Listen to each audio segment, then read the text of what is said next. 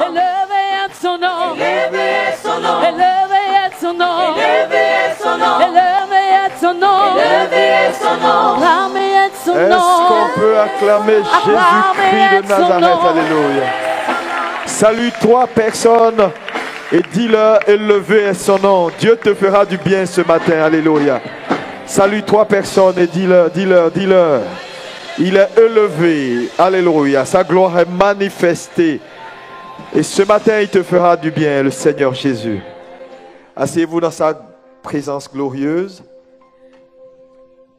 Je vous salue dans le précieux nom de Jésus-Christ, notre Seigneur. Et nous voulons bénir Dieu pour l'opportunité d'être là également avec vous. Je crois que ça fait la 3e fois maintenant que je suis là au milieu de vous. Je veux saluer le pasteur et son épouse. Est-ce qu'on peut acclamer Jésus pour leur vie? Amen. Pour le travail extraordinaire qui se fait ici. Il ne faut pas être avare en acclamation là. Que Dieu vous bénisse. Asseyez-vous. Amen. Vous savez, ils font un travail extraordinaire, sinon tu ne serais pas là. Et je vois qu'il y a 2 cultes maintenant, ça veut dire que l'assemblée grandit. Et nous voulons bénir Dieu pour le travail qui se fait. Il faut le reconnaître, il faut les encourager. Amen. Il faut les encourager. J'ai failli changer mon message, mais bon, le Seigneur m'a dit de rester encore là-dedans. Amen. C'est toujours important d'interroger Dieu pour que Dieu te dise ce qu'il faut pour le peuple. Vous savez, nous disons beaucoup de choses, nous prêchons beaucoup et il faut rester toujours focus pour que Dieu te parle. C'est très important parce que c'est lui qui rencontre les besoins des hommes. Amen. Ce matin, nous avons partagé ce que j'ai intitulé le prix de la destinée. Est-ce qu'on peut dire avec moi le prix de la destinée? Plus fort que ça. C'est important. C'est vraiment important de saisir ce message. Pour moi, il est important parce que il règle beaucoup de problèmes lorsqu'on le comprend. Et comme je l'ai dit, c'est des messages qui sont en série. Et quand il faut le prêcher en 1 heure, il faut pouvoir aller à l'essentiel des points clés qui peuvent aider les chrétiens à évoluer. Amen. Qu'est-ce que c'est qu'une destinée? Nous parlons du prix de la destinée. C'est important de comprendre d'abord la notion de destinée. Qu'est-ce que c'est qu'une destinée? Quelqu'un peut me donner une définition selon sa pensée. Parce que lorsqu'un concept n'est pas compris, l'utilisation n'est pas la bonne. Et donc, on parle de destinée prophétique, destinée temps, mais les gens le disent souvent sans savoir réellement ce que ça veut dire. Et qui peut me dire rapidement, pour toi, c'est quoi la destinée? Oui, juste quelqu'un dans la salle. Rapidement? Oui. Vous ne savez pas ce que c'est qu'une destinée? Non. Ok. Oui. Un projet de Dieu. Ok, c'est une très bonne chose, c'est une très bonne réponse. Quelqu'un d'autre? Une destinée, c'est quoi? Amen? Oui. Ce pourquoi tu es venu sur la terre, oui? Oui, c'est la même chose. Vous dites tous la même chose, c'est très bon. Donc, lorsqu'on parle de destinée, on parle de projet, on parle de ce pourquoi Dieu t'a destiné. Amen. C'est important de savoir ce que c'est que la destinée. Maintenant, quand on lit Jérémie 29, verset 11, notre texte premier que nous allons lire, il dit ici, « Car je connais les projets que j'ai formés sur vous, dit l'Éternel, projet de paix et non de malheur, afin de vous donner un avenir et de l'espérance. » C'est un verset important dans la Bible. Il traverse l'Ancien comme le Nouveau Testament. Parce que vous allez voir des versets dans l'Ancien Testament qui ne traversent pas l'Ancien Testament. À la croix, ces versets la meurent. Mais ça, ce n'est pas compris par tout le monde également. La croix, ligne de démarcation de l'interprétation des écrits. Ça, c'est un enseignement que j'ai eu, mais ce n'est pas ici. Mais c'est vraiment important. Celui-là, il traverse. Il dit, j'ai pour vous des projets de paix et non de malheur. Donc Dieu a pour chacun d'entre vous un projet. Donc si nous définissons la destinée comme étant le plan que Dieu a pour la vie d'un homme ou un projet, chaque être humain dans cette salle a un plan sur sa vie. Est-ce qu'on peut me dire Amen? Maintenant, il utilise le mot projet. Il faut comprendre également ce que ça veut dire projet. Projet, c'est quoi? Un projet, c'est quelque chose de virtuel. Virtuel. Par exemple, je veux mettre en place, j'ai un projet de création d'une société d'assurance. C'est un projet, mais c'est encore virtuel. Parce que tant qu'il est projet, il est virtuel. Mais dès que le projet se réalise, il n'est plus projet, il devient la réalité dans le quotidien. Mais d'abord, par exemple, lorsqu'un gouvernement, pourquoi il y a ce qu'on appelle les ministères de plan, la planification du développement. Donc on a un projet pour la France, on dit on veut faire le Grand Paris, on veut faire l'extension des métros au-delà dans tout ce qui est Île-de-France. Vous comprenez? C'est un projet.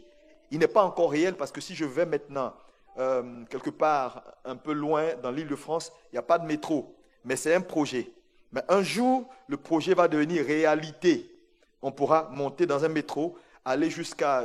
Donne-moi une ville qui est un peu loin quelque part. À Versailles, par exemple, on pourra aller à Versailles et revenir tranquillement sur Paris. Mais pour le moment, c'est un projet. Amen. Donc, un projet, c'est virtuel, ce n'est pas matériel. Dieu dit, j'ai pour vous un projet qui va vous apporter la paix. Mais ça reste un projet. Donc, lorsque vous lisez ce verset-là, il faut comprendre la pensée de Dieu. La pensée de Dieu, c'est qu'il a pour vous un projet. Il n'a pas quelque chose de matériel pour vous. Il n'a pas une voiture, il n'a pas une maison, il n'a pas un bien-être, il n'a pas un mari. Non, non, non, non. C'est juste un projet qu'il a. Maintenant, pour que le projet devienne matériel, devienne votre quotidien, c'est votre responsabilité de faire ce qu'il y a à faire. Par exemple, si j'ai un projet de création d'une entreprise, quelle est ma responsabilité? C'est d'avoir les informations pour la création d'entreprise sur le territoire français. Quels sont les documents requis? Dans quelle structure aller? Maintenant, si j'ai le projet que je ne respecte pas les conditions, est-ce que mon projet verra le jour? Non. Donc, pour que mon projet devienne matériel, ma responsabilité, c'est d'avoir la bonne information, de me lever, d'aller dans les structures appropriées, de faire les remplissages qu'il faut pour que mon projet puisse respecter les normes de création d'entreprise en France. Oh, dis-moi Amen. Maintenant, si je dis non, moi je suis ivoirien, je suis burkinabé, ou je suis martiniquais, pas martiniquais, c'est la France, je suis peut-être, disons, portugais, et que chez nous, voilà comment ça se fait, donc je vais créer ma société sur les règles de chez moi. Est-ce que je pourrais avoir ma société ici? Non. Donc, il y a des règles et des principes à respecter. Mais tout ça, ce n'est pas le gouvernement. Le gouvernement établit un espace pour que tous ceux qui ont des projets puissent l'accomplir. Ma responsabilité, c'est de faire les courses, d'avoir les bonnes informations. Dieu a établi le cadre général. Il a un projet pour tout le monde. Et le but de ce projet-là, c'est la paix et le bonheur. Dites Amen. Maintenant, ta responsabilité en tant que croyant, c'est de faire quoi? C'est de naviguer dans ce plan global pour que le projet que Dieu a pour toi s'accomplisse dans ta vie au quotidien. Dis Amen. Donc, ta part de responsabilité est importante. C'est un point qui est essentiel. Parce que les chrétiens ne comprennent pas, en général, leur responsabilité. Donc, si, jusqu'à présent, ta vie est ce qu'elle est, c'est ta responsabilité. Dis-moi Amen. Ton Amen n'est pas convaincant. Il y a un Amen qui nécessite une délivrance ici. Encore Amen. Ça commence à aller. Amen veut dire ainsi soit-il. J'accepte ce que tu dis parce qu'elle est de Dieu, je me l'approprie. Donc Amen n'est pas juste une formule comme ça, c'est important. Amen pour nous, c'est la signature. Quand on dit Amen à quelque chose, la chose prend effet en nous. Ça également, c'est une responsabilité que tu dois avoir. Quand une parole te plaît, tu dis Amen à la parole. Ton Amen, c'est tu rachètes cette parole-là pour toi. Sinon, elle sera, même si tu as entendu, elle n'est pas rachetée. C'est dans le monde spirituel, il faut faire très attention, il y a beaucoup de choses qui se font. Et il faut comprendre comment ça marche. Si on dit par exemple une parole, reçois la guérison, tu dis au nom de Jésus, tu dis Amen, tu reçois avec Amen. Si la parole là te concerne réellement et tu veux voir expérimenter la chose, ne t'assois pas. Cours devant avec une offrande et échange la parole là. Parce que la bénédiction nécessite un échange. Il n'y a pas de bénédiction sans échange. Donc une parole qui est relâchée, il ne faut pas la laisser courir. Parce qu'elle est spirituelle. Il faut la remplacer. Quand tu la remplaces, dans la jurisprudence, c'est ce qu'un homme paye qui lui appartient.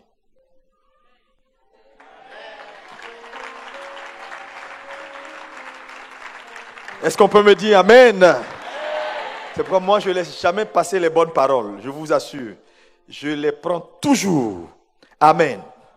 Donc, c'est important de comprendre la destinée. Nous parlons donc du prix de la destinée. Alléluia. Maintenant, Dieu a un plan pour chaque vie. Vous êtes d'accord avec moi?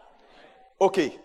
Lorsque nous lisons Habakkuk 2, la Bible dit « Écris la vision » ou « Écris la prophétie ». L'Éternel m'adressa la parole et il dit « Écris la prophétie, grave-la sur les tables afin que l'on la lise couramment ». Le mot « prophétie » ici, on peut l'interchanger avec le mot « vision ». Dans d'autres traductions, c'est écrit « Écris la vision ». Ici, c'est « Écris la prophétie ». Amen. Maintenant, qu'est-ce que c'est qu'une prophétie? Une prophétie est une façon imagée ou parlée de décrire une destinée. Par exemple, si je dis, Madame, dans 5 mois, ainsi parle l'Éternel, voilà, je te vois aux États-Unis, dans temps, en train de réussir, en train de faire ça, en train de faire ça, je prophétise. Alléluia. Mais quand je prophétise sur elle, en fait, ce que je suis en train de faire, je suis en train de révéler par des paroles un pan de sa destinée. Donc, une prophétie est une destinée révélée. Est-ce qu'on peut me dire Amen? Alléluia. Parce qu'on ne prophétise pas dans le vide. On prophétise pour dire ce que Dieu est sur le point de faire pour quelqu'un, où on a vu ça, on a vu ça. Donc la prophétie est une destinée, ou la destinée est une prophétie également. Maintenant, si nous sommes d'accord que la prophétie, donc, c'est une destinée révélée, alors il n'y a pas quelqu'un qui n'a pas une prophétie sur sa vie dans cette salle. Nous avons tous des prophéties sur notre vie. Quelle est la prophétie générale que nous avons? Dieu dit, j'ai déclaré sur ta vie, j'ai formé sur ta vie un plan de paix et non de malheur. Donc tout plan qui arrive à ta vie, qui porte en lui le malheur, n'est pas de Dieu, tu dois rejeter. Dis Amen. Alléluia. Quand on est prophétisé sur toi, ou on n'est jamais dit ainsi par l'Éternel sur toi, il ne faut pas être frustré pour ça. On n'en a pas forcément besoin pour réussir. Si tu peux t'approprier la prophétie de Dieu, Dieu est plus grand que tous les prophètes. Moi, tu prophétises sur moi, tu prophétises pas, ça ne me dit rien même, je ne cours même pas après prophétie. C'est quand tu ne sais pas qui tu es et ce que Dieu a dit de toi, que tu cherches quelqu'un pour te dire ce que tu es. Moi, je n'ai pas besoin qu'on me dise où je vais ou ce que j'ai, parce que Dieu l'a déjà dit, je me le suis approprié et j'en suis conscient. Dites Amen. Amen. Donc, tu as une prophétie, dis j'ai une prophétie sur ma vie. Amen. Amen. Maintenant, regardez, Apocalypse 12, 12. La Bible fait une déclaration importante. Je suis en train de mettre les puzzles ensemble. Il dit ici, c'est pourquoi. Réjouissez-vous, cieux, et vous qui habitez les cieux. Vous voyez, on dit au ciel de se réjouir. Pourquoi? Parce que Satan n'est plus là-bas. Donc, soyez contents. Mais à vous, continuons. Il dit, malheur maintenant à la terre et à la mer, car le diable est descendu vers vous, animé d'une grande colère, sachant qu'il a peu de temps. Donc, un côté, ils doivent se réjouir parce que le gars n'est plus là-bas. Et un autre côté, il faut trembler parce qu'il est là. Mais vous savez, la Bible est un livre qui n'est pas un livre complaisant. Vous savez, quand vous allez prendre la plupart des livres religieux, je n'ai pas envie de citer le nom de quelqu'un, mais des grandes religions, il y a beaucoup de complaisance. La Bible est le seul livre qui ne cache pas la nudité de ses héros. Si la Bible avait été écrite par un homme, les fautes que David a commises, on l'aurait enlevées. Il y a certaines faiblesses de certains leaders que la Bible nous a révélées, cachent qu'elle n'aurait pas révélées. On allait maquiller parce que ce sont des hommes qui écrivent. Mais Dieu a pris le temps de révéler toutes ces choses parce que Dieu n'est pas complaisant. Donc quand la Bible dit quelque chose, prenez la chose à la lettre. La Bible dit malheur à la terre. Malheur veut dire ce n'est pas bon pour vous. Qu'est-ce que je veux vous dire? Ne jouez pas avec Satan. Ce n'est pas un enfant de cœur. Il est certes vaincu, mais il est très nocif et dangereux. Très, très nocif. Quand la Bible dit malheur, ça veut dire malheur. Satan, descendant, a juré à Dieu que sa création n'accomplirait pas les buts pour lesquels il a fait cette création. Donc, en même temps que vous avez une prophétie sur votre vie et que Dieu a des plans et des projets de paix pour vous, soyez sûr d'une chose. Satan ne vous laissera pas faire. Il ne vous laissera pas avancer. Il ne vous laissera pas réussir comme ça. Qu'est-ce que cela veut dire? Cela veut dire simplement que quand vous voyez un homme qui marche bien ou qui est en train de réussir, ça veut simplement dire quelque chose a été fait. Un prix a été payé. C'est-à-dire rien n'arrive désormais par hasard. Voilà le point que je veux que tu saisisses. Tu ne peux pas voir un... Souvent, je dis à certaines sœurs, tu vois un jeune homme très bien, directeur, il n'est pas tombé du ciel. Il y a une femme derrière qui s'assure que les choses marchent bien pour lui. Parce que c'est très facile de voir quelqu'un, parce que et nos sœurs en général elles veulent avoir un homme tout cuit. Ça n'existe pas, les hommes tout cuits. Non, je veux qu'il soit... Non, je te dis. Demandez aux femmes qui sont mariées aujourd'hui, peut-être tu envies leur mari, c'est le pasteur, il est bien habillé, mais il n'était pas comme ça. Voilà, elle a souffert, elle a aidé le monsieur. Aujourd'hui, quand tu le regardes, tu l'envies, tu veux prendre le monsieur. Non, il y a toujours un prix. Quand quelque chose va bien, à chaque fois que tu manges du poisson, souviens-toi que quelqu'un a refusé de dormir, il est allé à la pêche.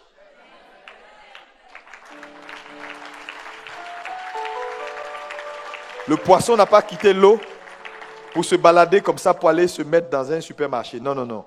Quelqu'un a pris la décision. Et c'est important, Église. Quand quelque chose marche, un prix a été payé. Pourquoi? Parce que ce monde est soumis à une pression.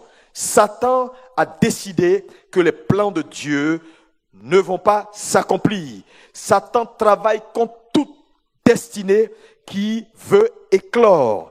Et si tu es là, tu as une parole sur ta vie, si Dieu a un plan pour ta vie, en même temps que Dieu a le plan pour ta vie, il va falloir commencer à te préparer parce que tout projet de paix entraîne une bataille. Une église qui ne comprend pas n'a rien compris. Un peuple qui ne comprend pas n'a rien compris. Le combat spirituel est une réalité. Nous ne combattons pas comme ceux du monde, nous nous combattons dans une position déjà d'accomplissement. Mais c'est quand même un combat. Nous avons la victoire. Mais il y a quelqu'un qui dit non, je ne reconnais pas ta victoire. À toi de lui prouver que cette victoire-là, Jésus l'a acquis. Et je veux te dire, ça ne sera pas une chose aisée. Que tu sois chrétien, pasteur, ancien, c'est un combat quotidien. C'est pourquoi au soir de sa vie, Paul pouvait dire dans 2 Timothée 4, verset 7, il dit, j'ai combattu le bon combat. S'il précise bon combat, ça veut dire qu'il y a des mauvais combats. Ma prière, c'est que tu sois en train de combattre le bon combat. Oh, dis-moi un bon amen. Alléluia. Alléluia. Maintenant, je vais mettre à ton appréciation 4 types de destinées majeures. Et c'est très important. Et chacun dans cette salle, il n'y a personne qui peut dire je ne fais pas partie de l'une d'entre elles. Non. Nous sommes tous quelque part. Destinée numéro 1. Cette destinée-là, c'est ce qu'on appelle les destinées qui ne vont jamais éclore. Ça veut dire quoi? Ça veut dire, dans cette catégorie, ce sont les personnes qui n'arriveront jamais à entrer dans leur destinée. Et ça existe. Par exemple, quelqu'un devient fou. On est obligé de le déposer dans un asile de fous. Voilà un monsieur qui n'accomplira jamais sa destinée.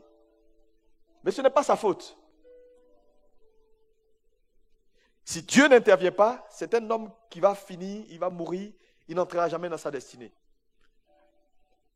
Un bébé qui meurt à la couche, c'est une destinée qui ne va jamais éclore.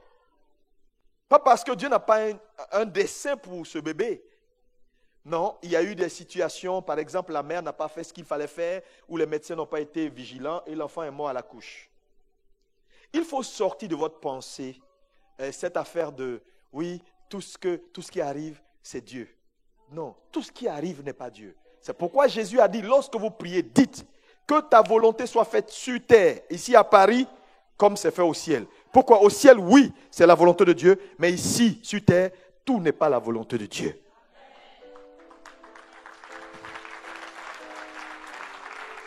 Parce que je vois des chrétiens qui sont fatalistes. Hein? Et ça, c'est de mauvais enseignements. Ils reçoivent, on dit tout ce qui arrive, remercie Dieu, sa main est partout. Si Dieu ne permet pas, ça ne va pas arriver. Il y a des choses que Dieu n'a pas voulu qui sont arrivées. Je veux te démontrer que il est Dieu, certes, mais il s'est volontairement limité à certaines choses. C'est très important. Regardez par exemple, le propriétaire de ce bâtiment vous a cédé son bâtiment. Il est le propriétaire. Mais dès qu'il signe le contrat avec vous, il ne peut pas venir comme ça, entrer dans le bâtiment sans l'accord du pasteur. Ça devient une violation d'espace. Bien qu'il soit le propriétaire. Il n'a même plus les clés d'ailleurs. Tout a été changé. Dites Amen. C'est la même chose. Dieu crée le monde. Il nomme l'homme comme directeur des affaires humaines. Et donc, pour que Dieu ait accès aux affaires humaines, il lui faut l'accord de l'homme. La permission. Voilà pourquoi, quand il s'est rendu compte qu'il fallait sauver l'homme et que l'homme ne coopérait pas, il a dit, moi-même, je vais devenir un homme, c'est mieux. Parce que c'est seulement les hommes qui ont droit d'accès sur terre et qui peuvent opérer. Il est devenu un homme par voie légale et il a fait le travail qu'il avait à faire pour que nous soyons sauvés. Dites Amen. Ce que je veux dire à quelqu'un, si tu ne prends pas tes responsabilités, tu vas passer ta vie à accuser Dieu. Je ne comprends pas, ma vie ne marche pas. Où est Dieu? Dieu est là. Dis à ton voisin, il est là. Les histoires de où est Dieu, je ne comprends pas, je souffre, ma vie ne marche pas, je n'ai pas de boulot, Seigneur, pourtant je prie, je paye ma dîme, je fais ça, mais je ne comprends pas, est-ce que le pasteur là même, est-ce qu'il est oint, est-ce qu'il n'est pas oint? Ce n'est pas ça qui compte. Ton problème, c'est que tu ne veux pas prendre tes responsabilités. Amen. Alléluia. Donc, cette première catégorie, ce sont les destinées qui ne vont jamais éclore. Et le problème, c'est que dans l'église, il y a beaucoup de gens dans cette catégorie-là, dans le sens où tu peux être assis dans une église évangélique, en train de servir même, entre guillemets, le Seigneur, et être hors jeu. Donc, la question est la vraie, c'est Seigneur, à quoi réellement tu me destines? Il faut que Dieu te donne la réponse. Parce que c'est la clé de ton épanouissement, c'est la clé de tout. Je vous assure. Seigneur, à quoi tu me destines? Dans ta maison, dans ton œuvre. C'est à quoi Dieu t'appelle. Si tu lui poses la question, il va te répondre. Parce que je vous assure, tu peux être en train de faire quelque chose qui va te prendre toute ta vie, alors que Dieu ne t'a jamais appelé là. Mais tu l'as fait par complaisance. Ah, j'aime bien le frère quand il joue. Ok, je vais aller m'entraîner à jouer. Est-ce que c'est Dieu qui t'envoie? Non, tu vas jouer. Il ne te dira rien. Mais tu n'auras pas de récompense. Parce qu'on ne récompense que ceux qui courent leur course. C'est très important. Quand on, voyez, il y a eu la Coupe du Monde là, on n'a pas donné des médailles d'or à ceux qui ont crié dans leur salon, tout ça. Hein? Non, non, non. Ils ont donné à ceux qui ont joué. Non, non, non, non. Nous tous, ça criait partout. Il y en a même qui sont tombés, qui se sont blessés, tout ça. Ça, c'est rien du tout. C'est gratuit. Alléluia. Si tu veux même, tu peux mettre le maillot de, je sais pas, Mbappé ou mais je sais pas qui là, tu mets son maillot, mais ça ne fera pas de toi Lilian Mbappé ou bien je crois. Tu n'auras pas la médaille. Tu auras juste un maillot. Alléluia. Donc il faut courir ta course. Donc cette question, il est important que les chrétiens aient la bonne réponse. Je vous le dis, ça a l'air simple, mais c'est le cœur de l'épanouissement dans la vie chrétienne. C'est le cœur. Est-ce que vous savez que c'est ce qui fait que tu vas voir un pasteur qui fait le ministère, mais avec lutte. Il lutte. Il n'y a pas d'épanouissement. Il fait le ministère. Parce que je veux te dire, être à la tête d'une église, Dieu fera son travail. Il a dit, il fera son travail. Il va faire grandir. Il va faire venir les gens. Mais toi, tu peux être en train de lutter. Là où les choses semblent aller, mais il y a des pasteurs qui ont rendu des témoignages terribles. C'est après 20 ans de ministère qu'ils se sont dit, mais Seigneur, je ne comprends pas, je n'ai pas de joie, je n'ai pas d'épanouissement, pourtant mon église prospère, pourtant les gens viennent, mais pasteur, qu'est-ce qui ne va pas? Et Dieu va lui donner maintenant des orientations pour dire, mais ce que tu es en train de faire là, c'est vrai, tu es pasteur, mais pasteur, voilà ce que je veux que tu fasses. Voilà ce que je veux que tu fasses. Et c'est quand ils ont découvert ça qu'ils ont commencé à avoir de l'épanouissement. Je vous le dis, vous allez lutter, les choses vont être pénibles. Si vous n'avez pas la bonne réponse. Donc, cette première catégorie, c'est une catégorie qui est très dangereuse. Satan va vous empêcher d'entrer dans votre destinée. Il le fera par tous les moyens. La Bible dit. Deuxième catégorie. Ce sont les destinées retardées. Ça veut dire quoi? Quand il a tout fait pour t'empêcher d'entrer et qu'il n'est pas arrivé, il va te retarder. C'est-à-dire quoi? Il va t'empêcher maintenant de progresser avec la vitesse à laquelle Dieu te destine. Parce que pour chaque destinée, il y a une vitesse que Dieu nous donne.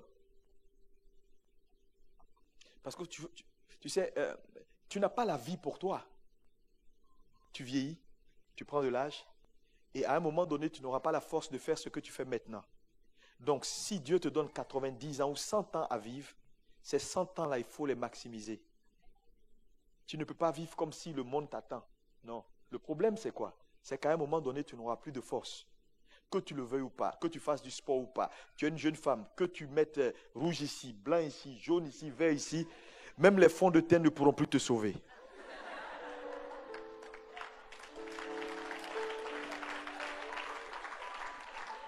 Tu vas me mettre fatigué, quand on va te voir, on sait que tu n'es pas jeune. Tu vas aller tirer ta peau jusqu'à un moment où il n'y aura plus de peau. Regardez les gens et les artistes à la télévision qui ressemblent désormais à autre chose qu'à des personnes. Donc tu n'as pas le temps pour toi. Et Satan sait que je n'ai pas empêché cette sœur-là d'entrer. Elle a découvert le plan de Dieu pour sa vie, elle est dans le plan. Ok, mais qu'est-ce qui me reste à faire? C'est retarder sa course vers l'accomplissement du but. Ça veut dire quoi? Là où tu devais être épanoui, tu n'es pas épanoui. La Bible dit l'arbre planté près du courant d'eau donne son fruit en sa saison. Tout ce qui n'est pas dans la saison, c'est le retard. Attends, à 40 ans, 45 ans, 50 ans, tu es censé avoir un boulot, une maison, une femme. Dans la logique, quand on classifie par saison, tu as 50 ans, tu n'es même pas encore marié. À quel moment tu vas te marier pour avoir un enfant, pour qu'un jour cet enfant-là couvre ta nudité quand tu vas vieillir? Il y a un problème quelque part. Aujourd'hui, 12 août 2018, Dieu t'attend à un certain niveau sur l'échelle de ta vie. Donc, au ciel, sur l'échelle de ta destinée, aujourd'hui, 12 août 2018, voilà où tu es censé être. Si tu t'appelles Norbert, aujourd'hui, 12 août 2018, Norbert, sur l'échelle de sa destinée, doit être un cadre supérieur chez Bouygues, avec 25 000 € par mois, 3 pavillons en France.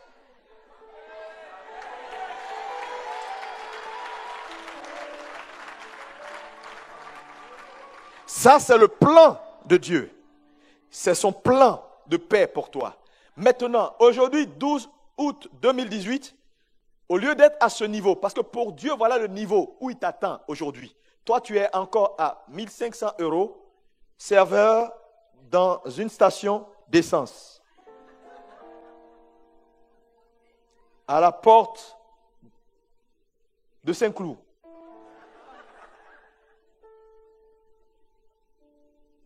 C'est une destinée retardée. Mais le problème, c'est que ta position actuelle, si tu veux savoir si ta destinée est retardée, la position actuelle, est-ce que ta position te satisfait? Sinon, c'est la voix de Dieu quelque part dans ton cœur qui te dit non, ce n'est pas la place que tu dois avoir, ce n'est pas le niveau.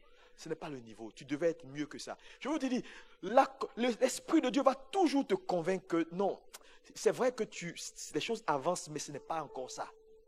Il est facile de se contenter. Mon ami, ta course ou ta compétition, c'est par rapport à toi-même, pas par rapport à quelqu'un. Parce qu'il y a des gens, oui, moi au moins j'ai une voiture, moi au moins je travaille un peu, moi au moins. Mais ce n'est pas toi au moins et le frère à côté. Non, le frère à côté oublie. On ne court pas les mêmes courses. Alléluia. On ne court pas les mêmes courses. Toi, tu as une voiture, toi, tu as un salaire. Ok, pour moi, ça va, mais le frère, lui, il n'a rien carrément. Lui, il est complètement... Mais ce n'est pas ton problème. Toi, chacun a son couloir. Et vous savez, aux Jeux Olympiques, ceux qui courent 100 mètres ne sont pas notés sur les mêmes règles de jeu que ceux qui courent 200 mètres ou ceux qui font le décathlon. Donc, mon ami, si tu es même devant, peut-être que tu cours 100 mètres. Les règles de jeu sont différentes. Lui, il est peut-être à un décathlon, donc on ne sait pas. Lui, il saute à chaque fois. Bon, ça, c'est son problème. Mais ta compétition, c'est avec toi-même et la conscience de Dieu dans ton esprit qui va te révéler que c'est vrai, ça va, mais ce n'est pas encore ça. Alléluia. Donc, Satan va travailler pour retarder votre destinée. Parce qu'il sait que quand la destinée est retardée, il n'y a pas d'épanouissement. Et la gloire de Dieu n'est pas manifeste. Alléluia. Parce que la volonté de Dieu, c'est de te voir épanoui. Mais tu es une jeune sœur. Ok, à 70 ans, tu te maries. C'est vrai, on va acclamer le Seigneur pour toi. Mais quelle saveur dans un tel mariage, c'était mieux à 25 ans. Vrai ou faux? Je dis, je prie que Satan n'arrive pas à t'arrêter au nom de Jésus. Oh, dis-moi un bon amen si tu le crois. Parce que je connais des personnes qui sont juste en train de voir leur vie complètement passer à côté. Frère, le retard est dangereux parce que quand Satan vous a retardé sur le chemin de la manifestation de la gloire de Dieu pour votre vie, les choses vont traîner. Tu as le talent, mais personne ne t'embauche. Tu as la grâce, tu as les diplômes, tu as l'intelligence, mais tu n'as pas la plateforme. Je te dis, c'est grave, hein? Ce que je suis en train de dire est très grave.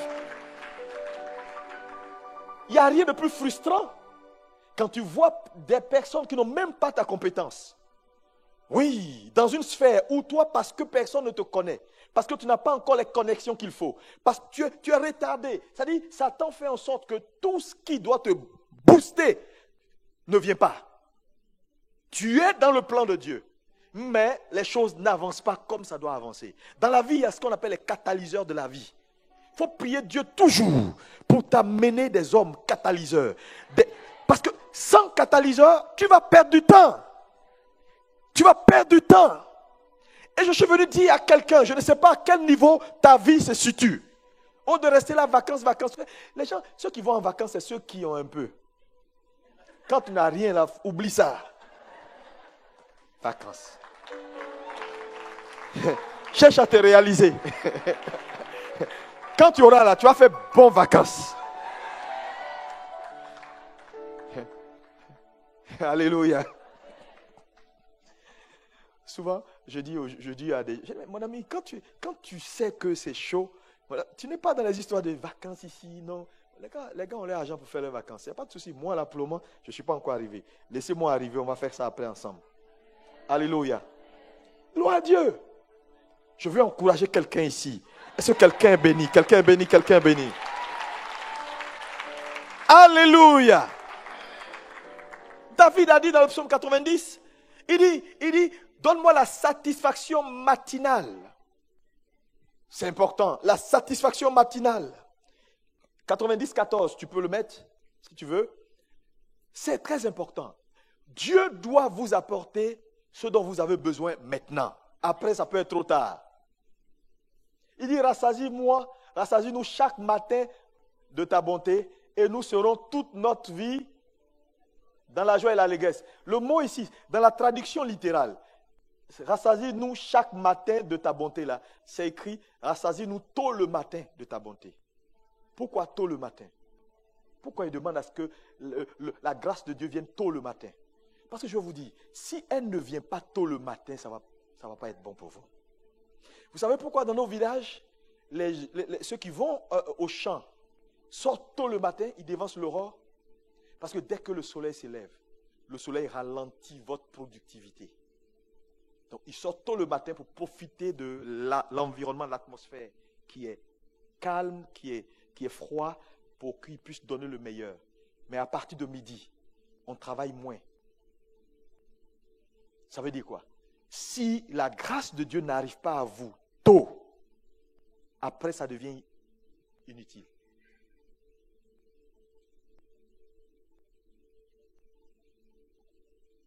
Imaginez-vous, regardez à mon âge. Si c'est maintenant que je découvre que je devais être footballeur. Les gens de mon âge là sont retraités. Ça c'est une grâce vraiment qui n'est pas une grâce.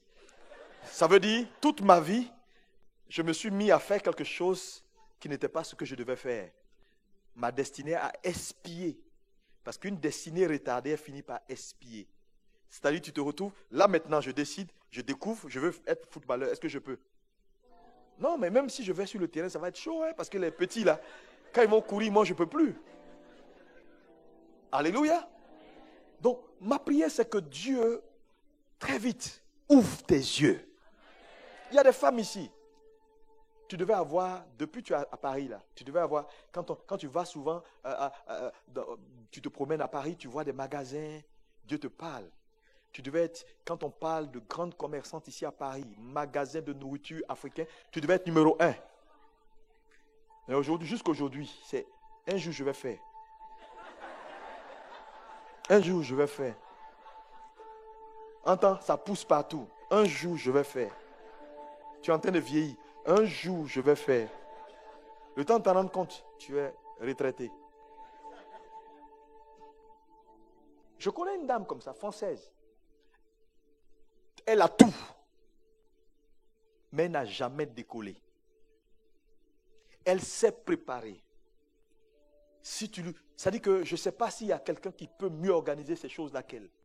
Mais elle n'est jamais entrée dans ça. Jamais.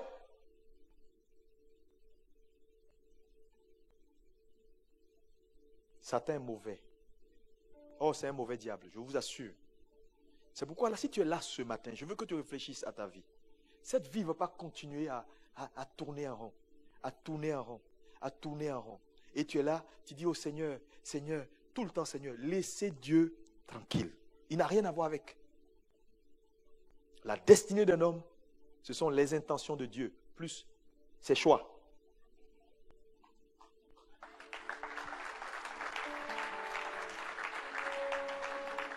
Dieu a un plan pour vous. Vos choix ajoutés à ce plan-là, vous naviguez. Le problème avec l'église, c'est que les gens n'écoutent pas. Ils font ce qu'ils veulent. Maintenant, quand ça ne marche pas, on accuse l'église, on accuse le pasteur, on accuse maman pasteur, on accuse tout le monde, on devient aigri. On devient aigri. Parce que voilà, ça ne marche pas chez nous.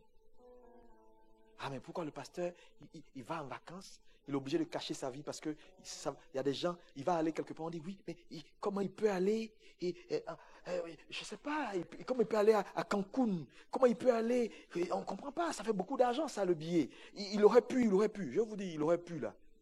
Laissez les gens vivre leur vie.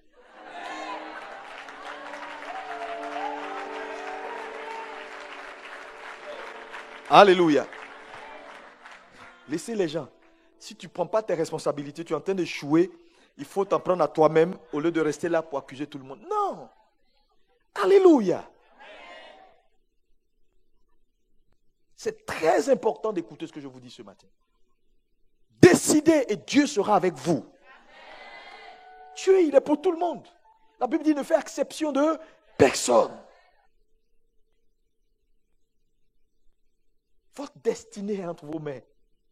Le plan, il est déjà préétabli. J'ai pour vous des projets de paix. Il n'a pas mis le nom, toi dessus. C'est impersonnel.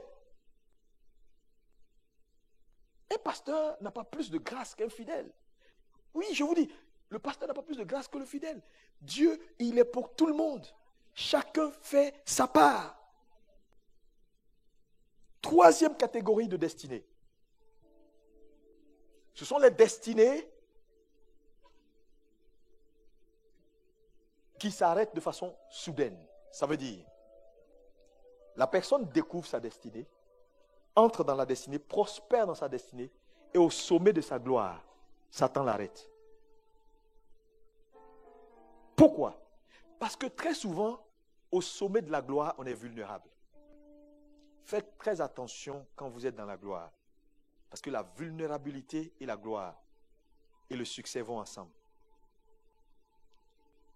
Et très souvent, vous allez voir que ces personnes-là, on dit, oh, mais qu'est-ce qui est arrivé? Ce monsieur, je le connaissais, mais il était brillant. Et puis un coup comme ça, un malheur arrive. Ou bien ce pasteur. J'ai donné l'exemple de ce pasteur que je connais en Afrique du Sud, qui avait la plus grande église en Afrique du Sud. Mais quand je dis grande église, c'est grande église. Ce n'est pas les petites églises de... Non, non, non.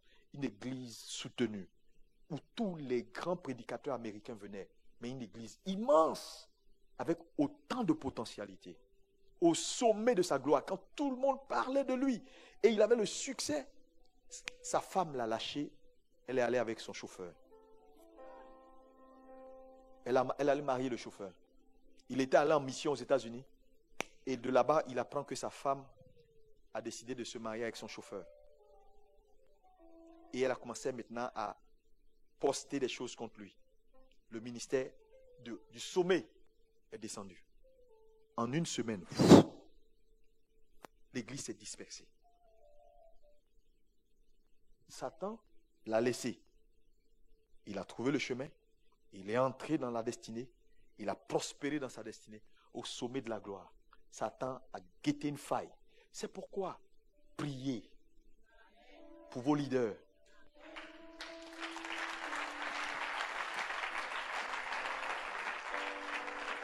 Parce que je vais te dire, Dieu va te donner le succès.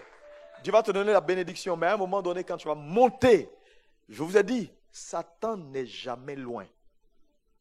Il n'est jamais loin. S'il n'a pas pu t'empêcher, il va tenter de te retarder. De faire expier ta destinée. S'il n'a pas pu, il va te laisser. Mais il t'attend dans la gloire. Parce que dans la gloire, il y a de la vulnérabilité. C'est comme ça qu'il a eu Samson. Samson est entré dans sa gloire. Et au sommet de sa gloire, Delilah l'a arrêté. Je prie que quels que soient les pièges de l'ennemi sur ton chemin, ce matin, que ces pièges avortent au nom de Jésus. Je dis que les pièges avortent au nom de Jésus. Que les pièges avortent au nom de Jésus.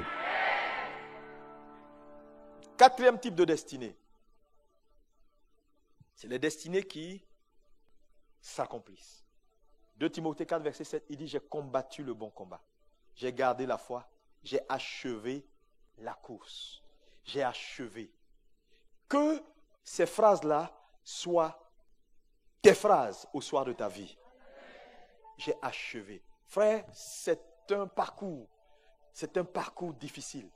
Alléluia. Et donc, quand vous voyez un homme accompli, il y a toujours un prix qui est payé. j'ai fait ces points-là pour vous révéler que les destinées sont par catégorie. Alléluia. Et quelque part, je ne sais pas à quel niveau tu te trouves, mais je suis venu ce matin pour que tu fasses partie de la dernière. Alléluia, alléluia. Dis-moi amen, dis-moi amen. Dis-moi amen, amen, amen, amen. Et c'est un combat au quotidien. C'est un véritable combat au quotidien. Une prise de responsabilité. Ceux qui arrivent à la 4e catégorie et qui entrent là-dedans et qui accomplissent, c'est ceux qui comprennent la notion de la responsabilité. Alléluia. Maintenant, un verset important dans Daniel 9. À partir du verset 1, lisons. Maintenant, je vais vous faire des démonstrations pour vous révéler un tout petit peu tout ce que je suis en train de vous dire. Qu'est-ce qu'il dit? Il dit la première année de Darius, fils d'Assyrus, de la race des Mèdes, lequel était devenu roi du royaume des Chaldées. Oui, vas-y. La première année de son règne, moi, Daniel, je vis par les livres qu'il devait s'écrouler 70 ans pour les ruines de Jérusalem, d'après le nombre des années dont l'Éternel avait parlé à Jérémie le prophète. Donc, Daniel fait une déclaration pour dire que dans sa recherche, il a vu dans le livre de Jérémie une prophétie. Mais où se trouve cette prophétie? C'est Jérémie 29, verset 10. Donc, on revient à Jérémie 29, verset 10. Vas-y, je vais montrer cette prophétie. Il dit, mais voici ce que dit l'Éternel. C'est Dieu qui parle. Dès que 70 ans seront écoulés pour Babylone, je me souviendrai de vous, parlant d'Israël, et j'accomplirai à votre égard ma bonne parole en vous ramenant dans ce lieu. C'est extraordinaire. Vous voyez, il n'y a aucun doute. Il n'y a pas de si. Ce sont des phrases qui sont totalitaires. Dieu dit, je le ferai, j'accomplirai envers vous ma bonne parole. Donc, ce n'est pas un homme qui parle, c'est Jéhovah, le Dieu Tout-Puissant. Frère, celui qui est détenteur de toutes choses et qui a créé toutes choses, c'est lui qui parle. Maintenant, regardez, Dieu dit, je ferai ce que j'ai dit. J'accomplirai ma bonne parole. Mais quand Dieu parle ainsi, est-ce qu'on a besoin de prier? On n'a plus besoin de prier. On n'a plus besoin de prier parce que c'est fait. Il dit, il va le faire. Et quand Dieu parle, il ne se dédie pas, non? Est-ce qu'il se dédie? Non. Mais pourquoi Daniel choisit de prier? Parce que Daniel dit, quand je vis, Daniel se mit à jeûner et à prier. Pourquoi? Parce que Daniel avait compris que là où il y a une prophétie, une intercession est nécessaire pour son accomplissement. Et c'est ce que l'Église aujourd'hui ne comprend pas. Je vous dis, quel que soit le modernisme que vous allez ajouter à la touche des choses spirituelles, si vous ratez le fond, vous êtes mort. Le fond là, la prière, le jeûne, le combat spirituel, ces choses-là, on ne peut jamais, tu peux habiller la forme, mais le fond là, on ne touche pas.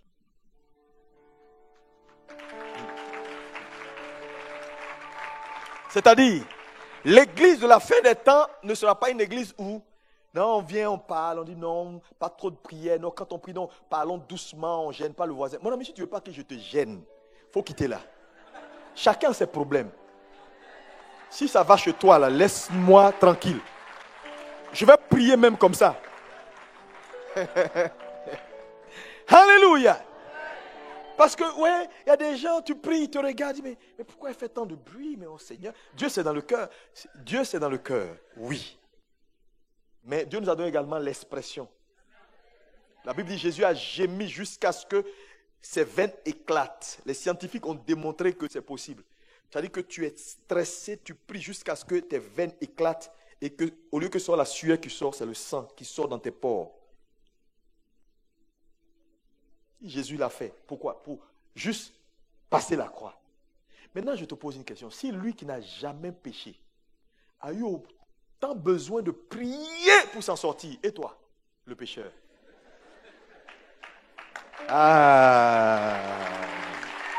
Tu tu te rends compte que si tu t'amuses, toutes ces prières, tu vas sophistiquer, on fait 15 minutes. Oh Seigneur, je te remercie, je te remercie. Et puis, je te remercie parce que... C'est parce que Satan ne t'a pas encore criblé. Quand il va te cribler, tu vas arrêter les... Je te remercie, je te remercie. Tu vas enlever tes chaussures, t'assois à terre. Alléluia. Tu sais, moi j'ai compris une chose dans la vie. Quand tu vois un homme qui est ralenti dans sa course, il ne faut pas te moquer de lui. Tu ne sais pas quel colis il porte. Tu ne sais pas quel colis il a sur la tête qui fait qu'au lieu de marcher vite, il marche comme ça. Tu ne sais pas. Donc, c'est très facile de dire, mais on ne comprend pas le frère. Il faut lui demander, il a quoi sur sa tête? Alléluia. Daniel vit la prophétie. Elle est claire. Dieu dit, je le ferai, mais il dit, il faut prier. Pourquoi? Chaque prophétie nécessite une intercession. Frère, qu'est-ce que Dieu t'a promis? S'il n'y a pas de prière associée, ces choses-là n'arriveront pas, même si Dieu l'a dit. Parce que cette fausse mentalité chrétienne qui fait croire aux gens que oui, quand Dieu parle, ça va s'accomplir. Qui t'a dit ça? La Bible est remplie de faits où Dieu a dit, ce n'est pas arrivé. Parce que quand Dieu ne trouve pas d'intercesseur, ça peut différer. Il ne va pas descendre pour le faire à ta place. Il faut qu'il trouve des gens qui seront disposés pour que cela se fasse. Voilà pourquoi, Église, vous devez prier. Prier et prier. Dis avec moi, prière. Mais quand je parle de prière ici, ce n'est pas murmurer, alléluia. C'est de véritables prières, alléluia. Des prières pour enfanter ta destinée. Cette destinée prophétique que Dieu t'a donnée. Cette destinée glorieuse que Dieu t'a donnée doit voir le jour. Nous sommes fatigués de voir des chrétiens qui ont tous les talents, des jeunes sœurs. Elles ont tout ce qu'il faut, mais elles ne peuvent pas se marier. Elles ne peuvent pas entrer dans leur destinée. Elles ne peuvent pas avoir d'enfants. Elles ont la pression, le monde fait la pression sur elles pour dire viens avec nous. Et elles sont à l'église, elles ne voient pas. Il n'y a pas devant, il n'y a pas derrière. À un moment donné, elles cèdent. Et je vous dis, il y a beaucoup de gens ici qui vivent n'importe comment, pas parce qu'ils ont envie. La pression est trop forte. La pression est partout.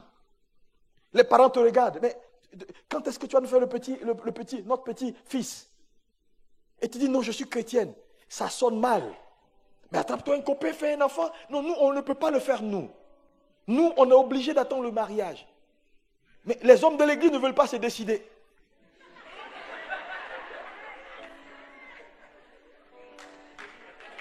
Pourquoi? Alléluia. La plupart des jeunes hommes dans l'église ont la mentalité encore du monde. On n'est pas obligé de se marier. Oh, les femmes, à Paris, les femmes sont compliquées. Il y a toutes sortes de stéréotypes dans la tête des gens. Et puis aujourd'hui, je vous dis, Satan travaille dans ce monde. Quand tu parles mariage, on dit, mais toi tu es rétrograde, toi. Aujourd'hui, on n'a plus besoin. Tu es une jeune soeur, tu vis seule, tu vis tes enfants, tu attrapes un monsieur, il te fait des enfants, et puis tu les encadres. Et puis voilà, et puis aujourd'hui, il y a toutes sortes de choses qui peuvent te permettre de t'épanouir sans un homme. Hein? Donc c'est dans l'esprit des gens, c'est des attaques. C'est des attaques. C'est des attaques.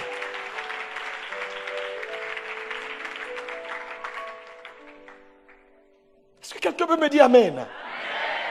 Ça fait que c'est compliqué, c'est compliqué. Nous sommes fatigués. Quelqu'un doit se lever. Parce que c'est la prière seule qui a la capacité, dites amen, de changer les choses. Regardez. Mais la situation était compliquée à Babylone. Le roi Darius dit, il n'est pas question que ce peuple bouge. Il dit, votre affaire de 70 ans là, ça ne va pas venir. Et il est sur le trône, il est en bonne santé. Daniel dit, ce n'est pas une affaire de parler, c'est une affaire de prière. Daniel commence à intercéder, à jeûner. Quand il commence à prier, première action de sa prière. Parce que la prière va booster les choses, va changer les choses. Numéro 1, un esprit démoniaque apparaît. Quand Daniel commence à prier, 21 jours après, il n'a pas la réponse. Il repart vers Dieu. Quand il interroge Dieu, Dieu lui dit, depuis le premier jour, je t'ai exaucé. Mais le prince de Perse, qui est une entité spirituelle, qui contrôle la région, a fait obstacle à l'ange. Il ne peut pas passer. Quoi? Donc il a fallu que je prie pour que Satan se réveille. Tant que tu ne pries pas, Satan n'est pas gêné. Je te dis, il y a beaucoup d'entre vous ici, là. C'est quand tu vas commencer à prier, tu sauras qui est derrière tes problèmes. C'est quand tu vas commencer à prier que tu sauras réellement ce qui se passe. Tu ne sais pas, tu ne sais pas. Je te dis que Satan a l'art de ce qu'on appelle le camouflage. Dès que Daniel a commencé à prier, les démons ont dit non, on ne peut pas vous laisser partir, c'est trop facile. Et Dieu lui dit, depuis le premier jour, j'ai exaucé. Maintenant, Daniel revient 21 jours après. Moi, ma question, pourquoi Dieu ne lui a pas dit depuis le premier ou le deuxième jour? Dieu n'a pas dit, hey, Daniel, j'ai déjà envoyé ta réponse, mais c'est bloqué, hein? Fais quelque chose. Dieu n'a rien dit. Et imaginez-vous si Daniel n'était pas retourné vers Dieu. Dieu n'aurait rien dit. Ils seraient morts comme ça, tous là-bas en Babylone. Parce que là où il n'y a pas de question, il n'y a pas de réponse. Il a fallu que Daniel demande, mais qu'est-ce qui se passe? Et Dieu lui dit, mais c'est bloqué. Mais c'est bloqué, tu fais rien. Ce n'est pas ma responsabilité, moi Dieu, de faire quelque chose. Arrêtez de tout mettre sur Dieu. Daniel prie. Il libère la puissance de Dieu. Dieu utilise la puissance là pour envoyer Michael, l'archange, va fortifier le démon qui est bloqué pour qu'il passe. L'ange arrive, il fortifie l'ange qui est bloqué et puis la route est dégagée. Dès que le prince de Perse est renversé et que l'ange passe, le roi meurt. Le roi qui ne voulait pas, là, il meurt. Parce que Dieu est dans un plan de l'accomplissement d'une destinée. Et je vous dis, la prière, elle travaille. Vous allez commencer à prier, il y a des gens qui vont disparaître. Tu sais, je ne suis pas en train de plaisanter. Vous ne savez pas. Derrière chaque scène, il y a toujours une scène. Il y a toujours une scène derrière une scène. Ta vie est comme ça, là. Tu penses que c'est juste là? Non, tu te vois. Non. Il y a une scène derrière la scène où les gens sont là et puis ils ont la télécommande. Non, elle n'entre pas ici. Elle entre là. Non, elle est entrée dans une église évangélique. Oh, oui. Bon. Mais malgré tout, elle n'écoute pas beaucoup le pasteur, donc ça va. Elle n'écoute pas. Le jour où il y a une réunion de puissance, on dit on va prier. On dit non, le boss, demande-lui de venir travailler en urgence. Le boss dit non, aujourd'hui il y a un truc urgent, on a une réception. Non, tu dois travailler sur. Ok, à cause de l'argent, elle va travailler, elle ne vient pas à la réunion ce jour-là. Ok, donc on a esquivé la puissance, c'est bon. Il y a quoi encore? Non, mais elle est seule. Bon, écoute, c'est bon. Solitude, c'est bon. Je préfère qu'elle change d'homme chaque 6 mois, c'est bon, allez. On met un voile sur ton visage. Là où les hommes qui doivent te voir, ils ne te voient pas. Et c'est ceux qui ne doivent pas te voir qui te voient. Je ne comprends pas, il y a toujours des païens qui viennent vers moi. Il y a toujours des gens bizarres. Mais le voile là, il faut qu'on l'enlève. Parce que la vie, elle n'est pas aussi simple que vous le croyez. Hein. Jésus est mort, il est ressuscité, c'est légal, c'est papier. Mais pour entrer dedans là, tu as ta part de responsabilité à comprendre certaines vérités. Daniel prie, le roi meurt. Quand le roi meurt, un autre roi vient au trône. Il s'appelle Assyrus. Ils ont plusieurs noms parce que le nom d'Arus, Cyrus, Assyrus étaient des noms de trône. Mais il y a un certain Darius le Mède dans l'histoire, parce que c'est une étude, quand vous allez dans la Bible d'Ex, vous allez voir que le roi qui vient maintenant au trône, Assyrus, il va se marier à une dame qu'on appelle Vashti. Donc c'est le même roi, donc c'est la même histoire qu'on retrouve dans le livre d'Esther. Parce que vous n'êtes pas pasteur, donc je ne veux pas vous embêter avec, parce qu'il y a une Bible qu'on appelle la Bible interlinéaire. C'est une Bible qui est tracée de façon chronologique. Elle n'est pas comme celle qu'on a. C'est-à-dire quoi? Si tu lis la Bible interlinéaire, tu peux quitter Jérémie, tomber dans Esdras, en même temps tomber dans Apocalypse. C'est-à-dire que les événements sont chronologiquement se suivent. Et tu te rends compte que l'histoire de Daniel Et l'histoire d'Esther se... Et donc, le roi a une femme qu'on appelle Vashti. Il va présenter Vashti. Vashti va dire, non, non, non, je ne veux pas me présenter pour ma beauté. Elle sera chassée. Et il va lancer un casting pour avoir une nouvelle femme. Et qui va entrer? Esther. La prière de Daniel continue à travailler. Mais en temps, Daniel a vieilli et il est mort. Mais sa prière ne meurt pas. Donc, le roi se marie avec Esther. Mais pourquoi avec Esther? Esther est juive. Dieu est en train de poursuivre un plan. Daniel a vu une prophétie qui doit s'accomplir, donc il est en train d'intercéder. Et l'intercession donc est en train de balayer le chemin. Numéro 1, l'entité spirituelle a été dégagée. Numéro 2, le roi est mort, il y a une succession. Le nouveau roi a une femme, il chasse la femme, 3, et Esther entre, 4. Maintenant, les historiens nous disent que le roi Darius le Mède, quand il va se marier avec Esther, ils vont avoir un fils qui s'appelle Cyrus. Maintenant, quand vous lisez Ésaïe 44, remets-moi Ésaïe 44. Il faut me suivre, s'il vous plaît. Ésaïe 44, verset 28, il dit quoi? Je dis à Cyrus, il est mon berger. Il accomplira quoi? Toute ma volonté. Il dira de Jérusalem qu'elle soit rebâtie et du temple. Mais cette prophétie-là, il a écrit 1500 ans avant même que Darius ne naisse. Isaïe avait déjà prophétisé que celui qui allait faire ramener Israël de sa captivité s'appelle Cyrus. Mais comment Dieu va faire pour que ce Cyrus-là apparaisse? Donc, Esther se marie avec le roi. Ils ont un fils qui s'appelle Cyrus. Maintenant, va dans Esdras 1, que nous avons lu tout à l'heure. Esdras 1, oui. La première année de Cyrus, roi de Perse. Plus tard, son père est mort quand il a grandi. Et dans sa première année, afin que s'accomplisse la parole que l'Éternel avait prononcée par la bouche de Jérémie qu'on a lue. Donc ça veut dire que le Cyrus dont on parle là, c'est la prophétie de Jérémie qu'il doit accomplir. On dit maintenant, l'Éternel réveilla l'esprit de Cyrus.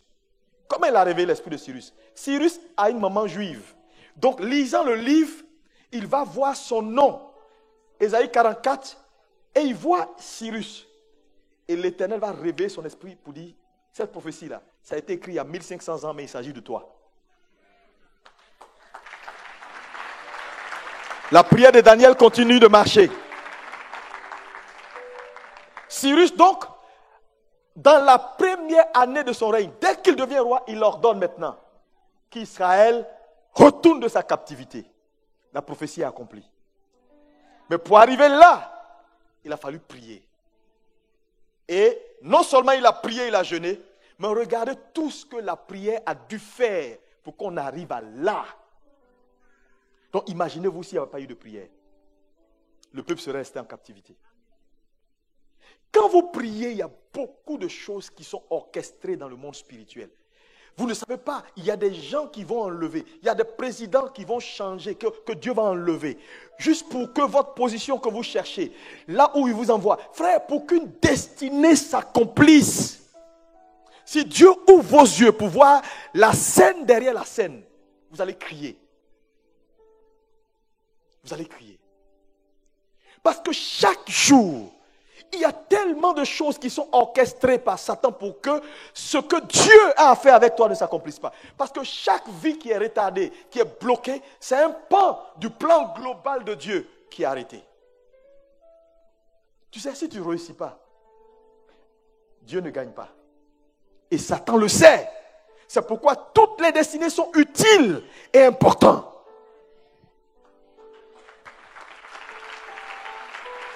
Oh, quelqu'un me dit un bon amen. Encore amen. J'ai dit ce matin, Dieu va changer quelque chose dans ton histoire au nom de Jésus. J'ai dit, dis-moi encore un amen plus fort. Alléluia. Moi, je me rappelle qu'un jour, ma mère me dit, tu sais, quand je t'ai eu, à un moment donné, quand elle m'a eu, elle allait encore à l'école et tout, elle était à l'université et tout. Elle dit non, j'ai essayé d'avorter. Mais j'ai tout fait, ça n'a pas marché. Parce que quelque part, il y avait une destinée. Il y avait une destinée. Mais je ne sais pas où. Je vais vous dire, quand Dieu, frère, c'est pourquoi la prière, ne jouez pas avec la prière. Parce que la prière a la capacité même de contrôler les générations futures. Frère, la prière va naviguer dans votre génération. Là où quelqu'un devait devenir peut-être le futur président d'une république, la prière va le garder. Daniel est mort plus tard. Cyrus est devenu roi. Il ne savait même pas. Mais il a fallu que Daniel paye le prix. Je veux dire à quelqu'un, peut-être qu'il y a un ministère d'intercesseur, peut-être que Dieu te pousse à la prière. Le temps est venu pour que tu comprennes que la prière n'est pas juste quelque chose qu'on fait parce qu'on veut plaire à Dieu. C'est une affaire de destinée. Dis Amen. Dis Amen. Prier, c'est gagner du temps. Je vais vous dire, regardez, même en tant qu'église, si vous ne priez pas, si Dieu ouvre vos yeux pour voir ses plans, je dis, Satan est un mauvais diable. Il est mauvais. C'est pourquoi, nous, ce que la Bible nous demande, c'est de prier. Parce que notre prière donne les ressources à Dieu pour faire le travail, même quand on dort. Tu ne pries pas, tu présumes. Vous êtes tout le temps en train de présumer. Ah non, j'ai un voyage dans 6 ans, voilà mon projet. Je vais finir mes études à Paris. Dans 10 ans, quand j'ai fini à Paris, je vais mettre un peu d'argent de côté. Je vais aller investir dans mon pays en Afrique. Je vais m'installer ma famille pour ma retraite. Satan te regarde et puis il sourit. Tu souris. Il dit, bon, raconte ta vie dans tous les cas. C'est moi, je gère le dossier. Tu ne pries pas. Ton projet risque d'être un cauchemar. On a vu des gens qui ont ouvert des entreprises, ils ne prient pas, ils font. Mais à la fin, c'est des dettes. Seulement, ils ont failli aller en prison. Ici à Paris même. Ne jouez pas avec le diable. Il faut prier. Dis à ton voisin, tape ton bouche, voisin, prie. Prie et prie.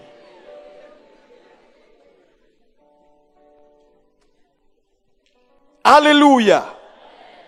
Alléluia. Genèse 15, verset 13. Lisons la prophétie d'Abraham. Je vous montre un autre cas d'étude. Dieu parle à Abraham. Oui. Et l'Éternel dit à Abraham. À Abraham, il n'était même pas encore, il n'y avait pas le H du nom de Dieu dans son nom. Parce que le H que Dieu met là, Dieu sort ça de son nom et il met ça là. Sache que tes descendants seront étrangers dans un pays qui ne seront point à eux. Oui, vas-y, continue. Ils y seront asservis et on les opprimera pendant quoi? Lisez bien. Oui, continue. Mais, ouais, ok. Voilà, 400 ans. Comment Dieu peut dire 400 ans alors que Dieu voit tout? Je vais vous poser une question. Dieu ne voit pas tout. Est-ce qu'il voit tout? Il sait tout d'avance. Mais pourquoi il dit 400 ans? Je vais vous dire la vérité. Dieu dira toujours ce qui est sa volonté. Si tu es destiné à être médecin, quand Dieu va te voir, même si tu es encore cuisinier, il va te dire, bonjour monsieur le médecin. Bonjour monsieur le médecin. Tu vas dire, mais je suis cuisinier. Non, parce que Dieu ne regarde pas à ta situation présente, il regarde toujours à ta fin. Hey! Ici là, c'est pas parce que Dieu s'est trompé. Dieu a dit 400 ans parce que dans l'agenda divin, le peuple doit faire 400 ans. Mais qu'est-ce qui se passe? Le peuple sort à 430 ans. Les 30 ans viennent d'où?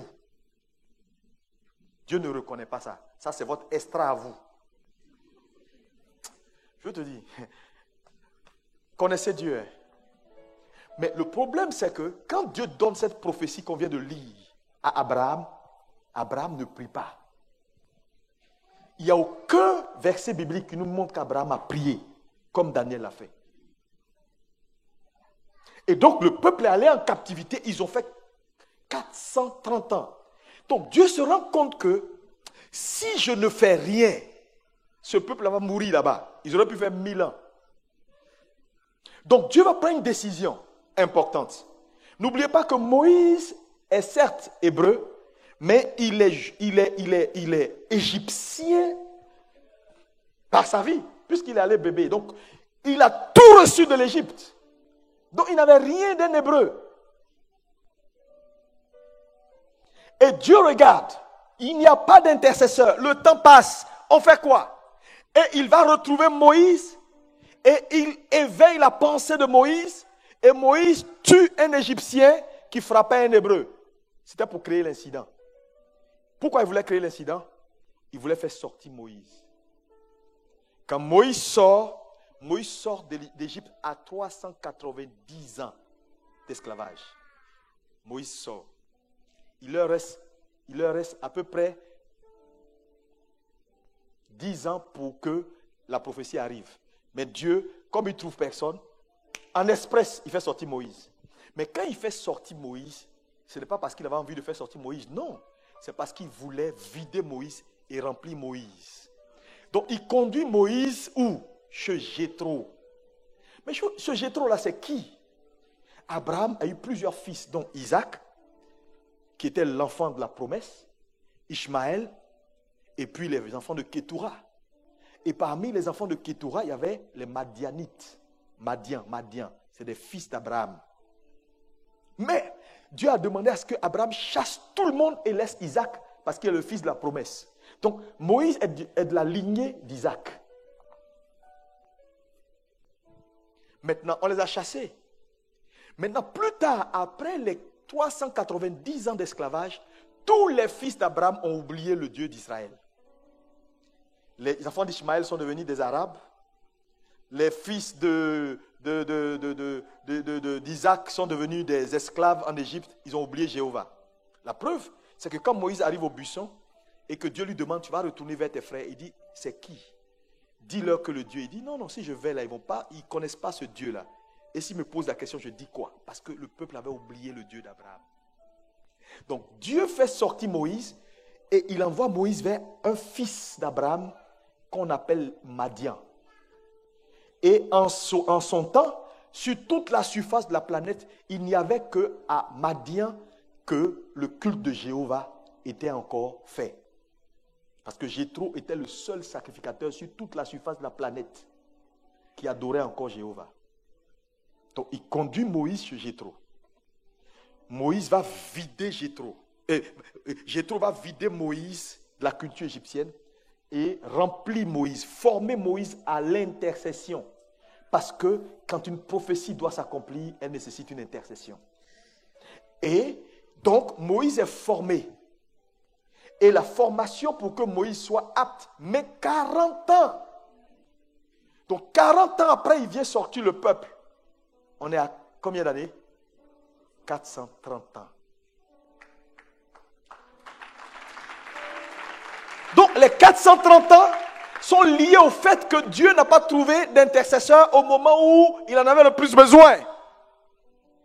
Ça veut dire quoi? Les choses vont expirer dans ta vie. Les choses vont traîner. Ta souffrance va traîner jusqu'à ce que tu prennes conscience qu'il faut prier. Et ça ne gêne pas Dieu. Si ça te plaît de souffrir, continue. Mais je suis venu ce matin dire à quelqu'un dans cette salle, arrête de jouer à la religion. Arrête de pratiquer la religion. La religion tue. Lève-toi, prends tes responsabilités. Prie. Moi, j'ai décidé de le faire. Là, quand je rentre, là, j'ai 40 jours au pied de la croix. Il y a des décisions qu'il faut le prendre. Sinon, une destinée ne s'accomplit pas comme ça. Parce qu'on s'assoit dans une église dimanche matin. Il y a des décisions à prendre. Tu peux aller plus haut que ce que tu es maintenant. Tu peux être meilleur que ça. Alléluia. Dis-moi un bon amen. Le reste de ta vie qui est devant toi là peut être 10 fois, 100 fois meilleur que tout ce que tu as eu derrière toi. Si et seulement si tu prends la décision ce matin que les choses changent, que les choses changent, que les choses changent. Dis-moi, les choses doivent changer. Lisons Jean 21, verset 18. Je vais terminer ce point.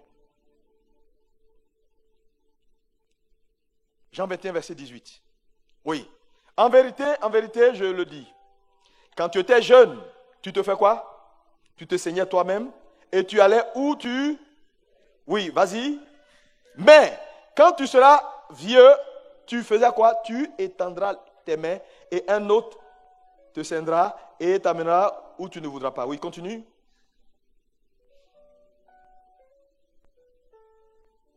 On peut continuer le verset? Il dit cela pour indiquer quoi? Regardez ici.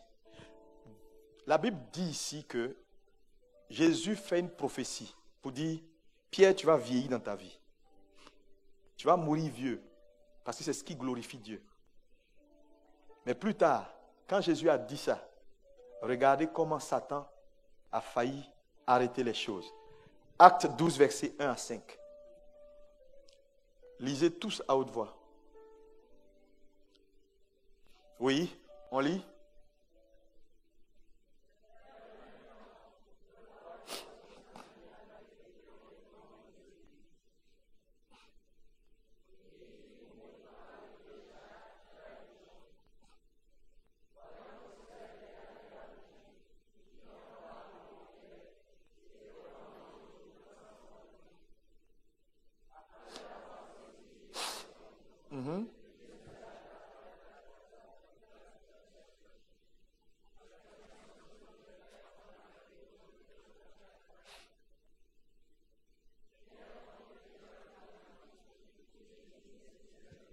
On va s'arrêter là.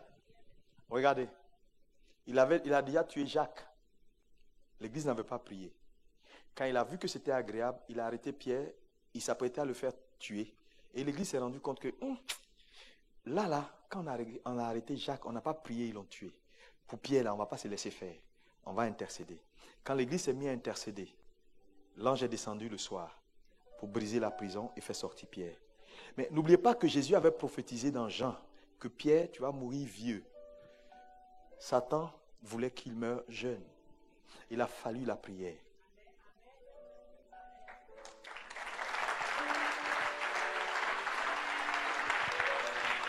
Je vous dis, Satan, il s'en fout. Qu'importe ce que Dieu t'a dit, non, ce n'est pas son problème. Et c'est pourquoi ce matin, je veux que tu prennes conscience. Et que tu n'attends même pas que les choses arrivent. Lève-toi. Sinon, même tes enfants devant toi, dans ta propre maison, vont devenir païens. Si tu ne pries pas. Je dis, tu seras surpris. Dieu n'a pas de petit-fils, hein? Non. Je suis enfant de Dieu, donc mes enfants doivent... Tes enfants doivent donner leur vie eux-mêmes à Jésus. Dieu n'a que des fils. Et donc, tout ça, c'est la prière. Le fait que tu sois diacre ancien dans une église, ça ne fait pas de tes enfants des chrétiens, non, parce qu'ils viennent à l'école de dimanche tous les... Non, pas du tout. Il ne faut pas prier, tu vas voir. Tu seras étonné. Païen endurci, fils de pasteur ou diacre. Ce matin, on va prier. Et je vais prier pour toi parce que le plus important pour moi, c'est que ta destinée n'avorte pas. Et quels que soient les plans de Satan ce matin, nous allons détruire ces plans au nom de Jésus. Nous allons avorter ces plans au nom de Jésus. Nous allons commander que là où Satan a arrêté quelqu'un, et je te le dis, l'année prochaine à cette même heure, ton niveau a changé. Ta vie a changé. Alléluia. Alléluia. Il y a des personnes ici. Tu vas voir que quand tu vas commencer à prier, Dieu va orchestrer des choses dans le monde spirituel. Des gens qui sont des catalyseurs de vitesse, des gens qui doivent accélérer ta vitesse, vont te rencontrer cette semaine. Oh! Regarde, je vais terminer avec ce témoignage. Vous pouvez vous lever, je termine avec ce témoignage. Il y a un pasteur ici en France. Je vais taire la ville. Sinon, tu peux le localiser. Vous savez ce qui s'est passé? Le pasteur, il luttait avec la vie. Il a décidé de dire, écoute, moi je suis fatigué de lutter, l'église ne marche pas, ma vie, tout est mélangé, il y a des problèmes, je vais jeûner et prier. Il s'est mis dans un moment de jeûne. Il a payé le prix avec ses genoux. Et il va en vacances aux États-Unis. Il entre dans un supermarché pour faire ses courses. Et pendant qu'il regardait les rayons, il y avait une dame devant lui qui faisait également les courses. Et la dame avait, vous savez, les femmes, elles aiment les écharpes. Elle a mis son écharpe là Et puis pendant qu'elle faisait ses courses, l'écharpe a glissé, l'écharpe est tombée. Elle n'a pas vu. Elle regardait. Et le pasteur qui a vu, court, il ramasse l'écharpe. Et puis il crie, Madame, Madame, s'il vous plaît, c'est votre écharpe. La dame se retourne et dit, oh, merci, merci. Oh, et puis elle prend l'écharpe, elle lui met, merci beaucoup. Comment vous appelez? Je suis pasteur tant, je suis en vacances à Paris. Ah, voilà ma carte de visite. Si vous avez un peu de temps, appelez-moi. Merci vraiment beaucoup. Et elle lui donne la carte de visite. Le pasteur n'appelle pas. 2 jours. Et puis à un moment donné, le Saint-Esprit réveille son esprit. Mais la dame là, il faut l'appeler. Le pasteur appelle. Et la dame dit, ah oui, c'est vous qui m'avez... Ok, venez, voilà mon adresse, vous venez, mon mari sera là, on va... Voilà, j'ai parlé de vous. Donc, le pasteur arrive. D'abord, dans le quartier, il se rend compte que c'est un quartier d'hommes très riches. Il monte, ils sont à table, le pasteur entre, le mari dit, non, mets-toi à table, c'est vous qui avez, ok. Et pendant la nourriture, ils discutent et il lui demande, pasteur, tu fais quoi, ton église à Paris? Et puis le monsieur se présente pour dire, nous sommes du Nigeria, nous sommes également en vacances, on a notre résidence ici aux États-Unis, mais on fait des va-et-vient parce qu'on a beaucoup d'affaires. Et puis le mari qui dit à sa femme à table, mais, et si on lui remettait notre dîme ce mois? Bon, le pasteur, lui, c'est rien du tout, une dîme. Bon. Donc, le monsieur demande, tu peux nous donner tous tes papiers, ton compte en France et tout. Et donc, on récupère son compte.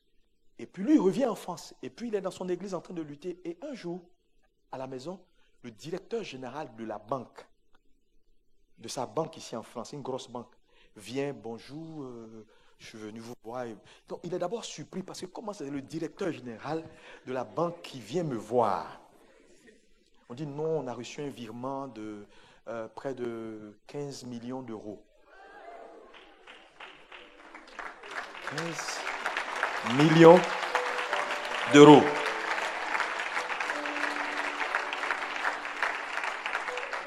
Leur dîme fait 15 millions d'euros. Et donc chaque année, ils donnent à des organisations, ils donnent. Et puis ils ont décidé de donner au pasteur comme ça. Le pasteur là, sa vie a changé.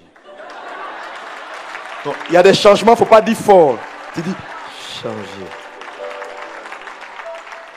Il a dansé. Il a commencé à rêver de nouveau.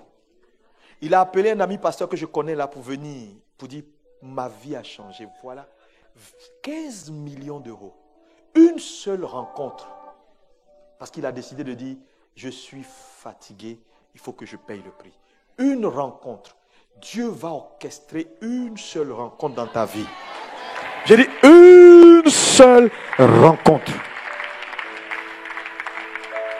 Et toutes tes luttes terminées. Vous savez, mais Satan le sait. Satan aurait voulu que ce monsieur ne rencontre jamais. Il y a ce qu'on appelle les catalyseurs de destinée. Que cette semaine, pendant cet été, que Dieu te reconnecte, que Dieu te relocalise. Commence à parler, prie. Commence à prier, parle à Jésus. Les brocodobo rima kanda baroma sakaya bababa. Les bregedebo shakaya bababa. Les brandorobo sokodobo shaya baba. In the name of Jesus. Vas-y, parle. Ça sera ton témoignage au nom de Jésus. Dieu change ton histoire au nom de Jésus. Commence à prier. Tu accompliras ta destinée. Tu accompliras ta destinée. Au nom de Jésus. Et je vois la vie de quelqu'un changer. Je vois les choses se retourner. Je vois un changement. Oh, Makandorobo Shiba. Libro bobo. Makata parama sekede bori makanda baba. In the name of Jesus. Prie. Élève la voix. Parle à Jésus. Assez, c'est assez. Toutes les destinées retardées. Les talents qui dorment. Les talents qui n'arrivent pas à éclore. Bandorobo sakaya baba. Prie. Dieu est sur le point de changer ta vie. Je dis tout ce qui t'a retardé, tout ce qui a empêché ta vie de clore, Reçois la grâce de Dieu. Makata paroma sakaya baba baba baba baba. Hey! Je vois un changement. Je vois un changement. Je dis, je vois un changement. Prie, prie, prie, prie. Détruis tout obstacle à la manifestation de ta destinée. Oh my God. Oh my God. Mandere bo bo bo bo bo bo bo bo bo bo. Rakata pare be be be be be be be be be. Hey! Jesus. Jesus. Makata para ba ba ba ba ba ba ba. Je dis cette semaine, des bonnes nouvelles arriveront à toi. Cette semaine, j'enlève les barrières. Au nom de Jésus, ce que Dieu a dit me concernant s'accomplira au nom de Jésus. Et s'accomplit. Makata paroma sakaya bababa. Libo makandere bebe bebe bebe. Jesus. Ba ba ba ba ba ba ba ba ba ba ba ba ba ba ba ba ba ba. Hey! Lève la main droite vers le ciel. Tu vas prier. Tu vas ordonner toute scène derrière la scène. Tu vas commander à la puissance de Dieu d'agir maintenant. Que la prière, tes prières réorientent les choses. Que tes prières se mettent en mouvement. Je dis ici, les semaines à venir, les gens ne vont pas te reconnaître. Oh my God, Dieu va bouger ciel et terre pour changer les choses dans ta vie. Makata Paroma, commence à parler. Vas-y, libère la puissance de Dieu. Il est le seul Dieu. Il est le seul Dieu. Depuis la nuit des temps.